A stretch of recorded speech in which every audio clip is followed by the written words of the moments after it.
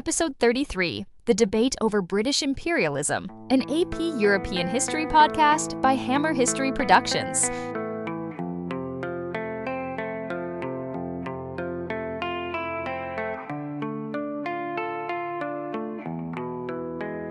Welcome back, everyone. I'm Casey, your host, and today we're digging into one of the most debated topics in modern history, the British Empire. At its height, it was the largest empire the world has ever seen. But was it a force for progress or a brutal system of exploitation? To help sort through the arguments, I'm joined by Dr. Morgan. Dr. Morgan, how should we start thinking about this? Thanks, Casey. The big picture is that historians disagree sharply about British imperialism. Some argue that Britain's empire brought modernization, global trade, and even democracy to parts of the world. Others insist that it was fundamentally about domination, economic exploitation, racial hierarchy, and violence. Today we'll unpack both sides, drawing on the paired essays and taking sides. So this is really a debate among historians, not just about what happened, but how we should interpret it. Exactly. One essay, written by Lance E. Davis and Robert A. Huttenbach in Mammon and the Pursuit of Empire, takes a more traditional or apologist view. They emphasize the benefits of empire, like building railroads in India, spreading the English language, or creating global markets. The other essay, by John M. Mackenzie in The Partition of Africa, takes a more critical or revisionist view. He highlights how those same railroads mainly served British trade, how local cultures were suppressed, and how Britain relied on racial ideologies like social Darwinism to justify its rule. Social Darwinism. That sounds like using Darwin's idea of evolution, survival of the fittest, to say some people were better than others. Before we dive into specific examples, it might help to outline the essay's main points more clearly. Davis and Huttenbach argue that British imperialism was primarily driven by economic calculations. They claim that Britain pursued colonies when it seemed profitable, and that empire was an extension of economic modernization. They note that overall returns from empire were actually modest when spread across society, but that elites in certain sectors gained disproportionately. In their view, this meant empire was economically rational for decision-makers, even if it did not enrich the average Briton. They see the infrastructure projects, trade networks, and global markets as evidence of a rational, largely economic enterprise. Mackenzie, on the other hand, insists that imperialism can't be reduced to economics alone. He argues that empire was deeply entangled with social and cultural forces, anxieties about class at home, the desire to prove national prestige abroad, and the use of racial ideologies to justify domination. For Mackenzie, imperialism was as much about psychology and identity as it was about profits. He also emphasized the importance of public opinion and popular culture, newspapers, exhibitions, and even adventure stories, in shaping enthusiasm for empire and spreading racial stereotypes. For him, the empire wasn't just an economic project, it was a cultural obsession that reflected the anxieties and ambitions of late 19th century British society. So, if I'm hearing this right, Davis and Huttenbach are saying empire was mostly about money and modernization, while Mackenzie is saying it was also about pride, fear, and ideas about race. That helps me see how the two sides frame the debate really differently. Yes, and those cultural arguments connect directly to something called social Darwinism. It was a way of applying biological theories to human societies, suggesting that Europeans were fitter and therefore destined to dominate. Of course, this wasn't science, it was ideology, but it played a huge role in justifying imperialism. And in practice, this meant that many British officials and citizens truly believed they were naturally superior to the people they ruled. It shaped policies, education systems, and even how violence was rationalized. Social Darwinism gave empire a kind of false moral cover, suggesting domination was not only acceptable, but inevitable. And linked to that is another famous phrase, the so-called white man's burden. That phrase came from a poem by Rudyard Kipling, and it suggested that Europeans had a duty to civilize the rest of the world, even if it meant hardship. On the surface, it sounded benevolent, but in practice, it rationalized conquest and subjugation. That doesn't sound much like a burden, more like an excuse. Many people at the time thought the same thing. Anti-imperialists argued that Britain wasn't lifting people up. It was enriching itself at others' expense. Let's get concrete. Think of India, often called the jewel in the crown of the British Empire. Supporters of empire pointed to the railroads, telegraphs, and schools the British built. They argued that these were steps toward modernization. But modernization for whom? Did ordinary Indians actually benefit? That's a key question. The railroads, for example, were designed mainly to move raw materials like cotton or tea to ports and then ship them to Britain. They weren't built to connect villages for local needs, and schools often emphasized English literature and history, downplaying India's own traditions. Economically, Britain also restructured Indian agriculture to favor cash crops for export. That made the Indian economy vulnerable. Famines in the late 19th century killed millions, and critics argue that British policies worsened the suffering. So, the very projects claimed as benefits, like railroads or education, could also be tools of control. Precisely. And this is where the debate among historians sharpens. The more traditional essay sees these as lasting legacies of progress, while the critical essay insists that the costs, economic dependency, cultural loss, and human suffering, far outweighed the supposed benefits. The debate isn't just about India, of course. Let's bring in Africa. The Berlin Conference of 1884-1885 carved up the continent among European powers. Britain gained vast territories from Egypt and Sudan to South Africa. I remember that conference was in episode 32 when we talked about the scramble for Africa. Exactly.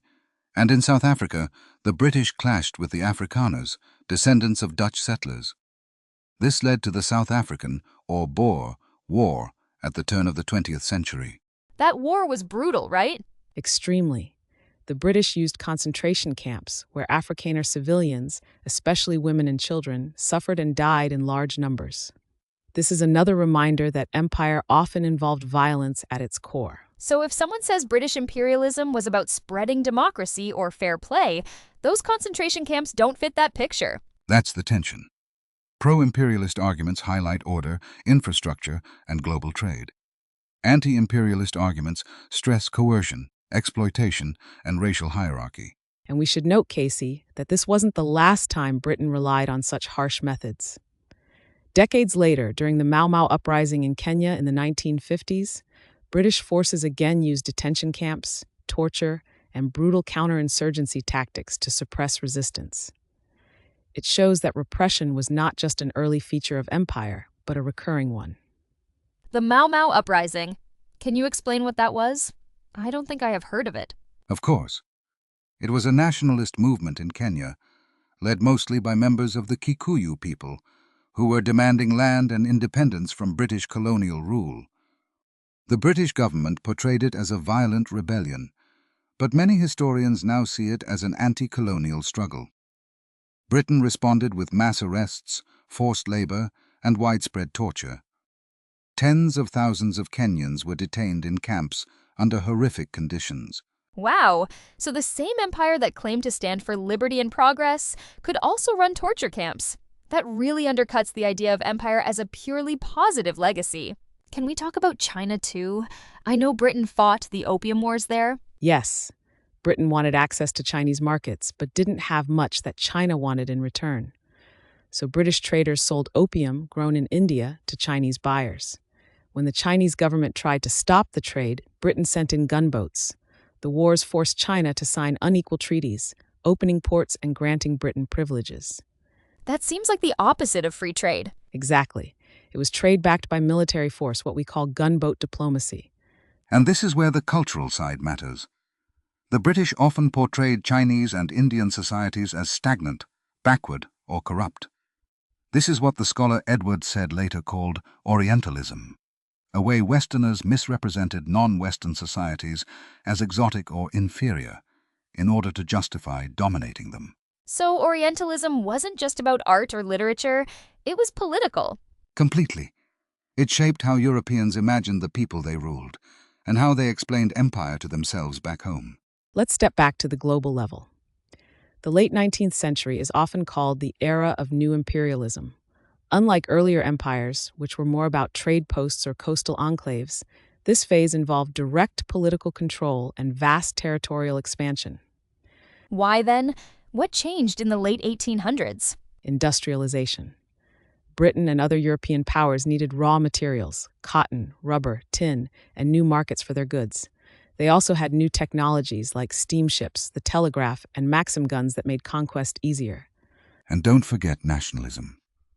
For many Britons, empire was tied to national pride. Having colonies was proof that Britain was still the world's leading power. So it was economic, technological, and nationalistic all at once. Exactly.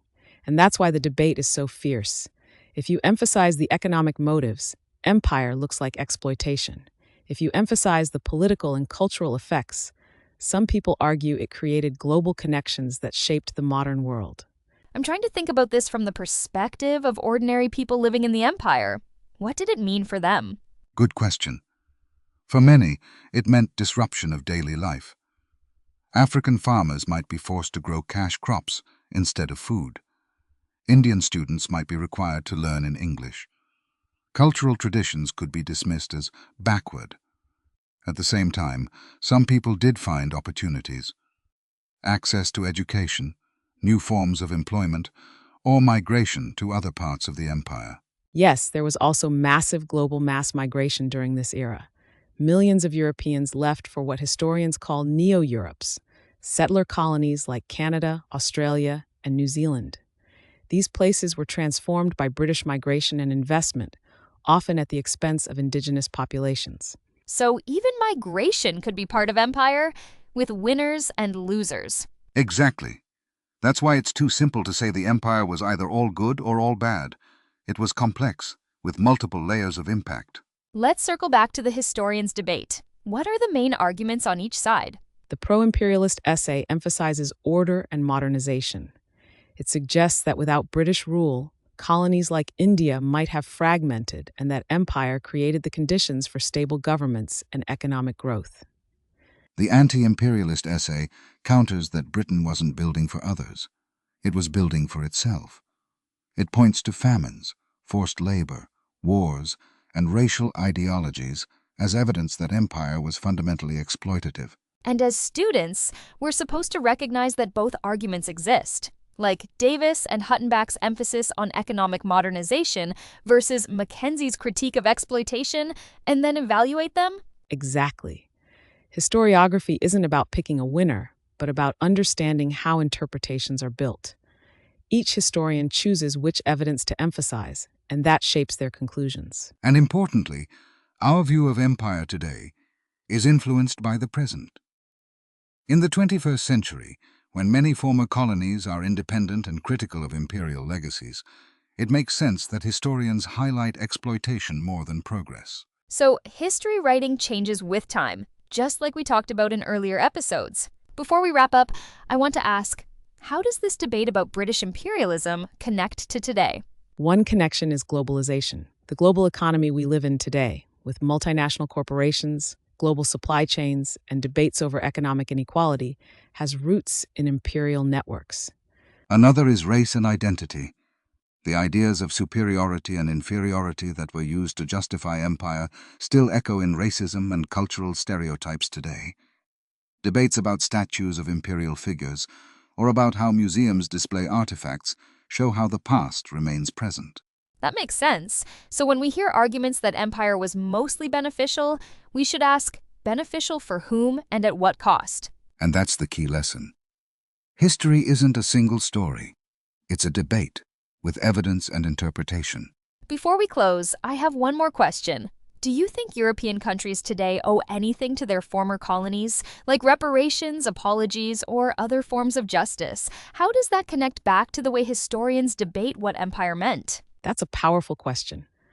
Some argue that acknowledging past wrongs and providing reparations is essential to true reconciliation, while others believe the legacies of empire can't really be undone with money or apologies.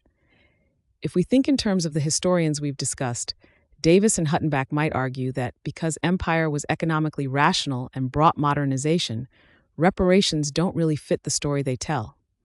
Mackenzie, however, would likely emphasize that empire was bound up with exploitation, racism, and cultural harm, and so he might be more sympathetic to calls for acknowledgement and even reparations. And beyond reparations, it's about recognition. Former colonies often want acknowledgement of the suffering caused by imperial rule. Mackenzie's emphasis on culture and identity makes this especially clear. He would argue that justice includes recognizing how imperialism shaped people's sense of self and community. Davis and Huttenbach, focused on economics, might not see recognition in the same way. But Mackenzie's framework helps explain why debates over statues, school curricula, and museum collections feel so urgent. They're about whose story gets told and whose voices are heard. That ties it back perfectly. The way we interpret the past affects how we act in the present. Well, that's a good place to end. Episode 33, The Debate Over British Imperialism. Thanks to Dr. Morgan and Professor Theo for helping us work through it. And thank you all for listening.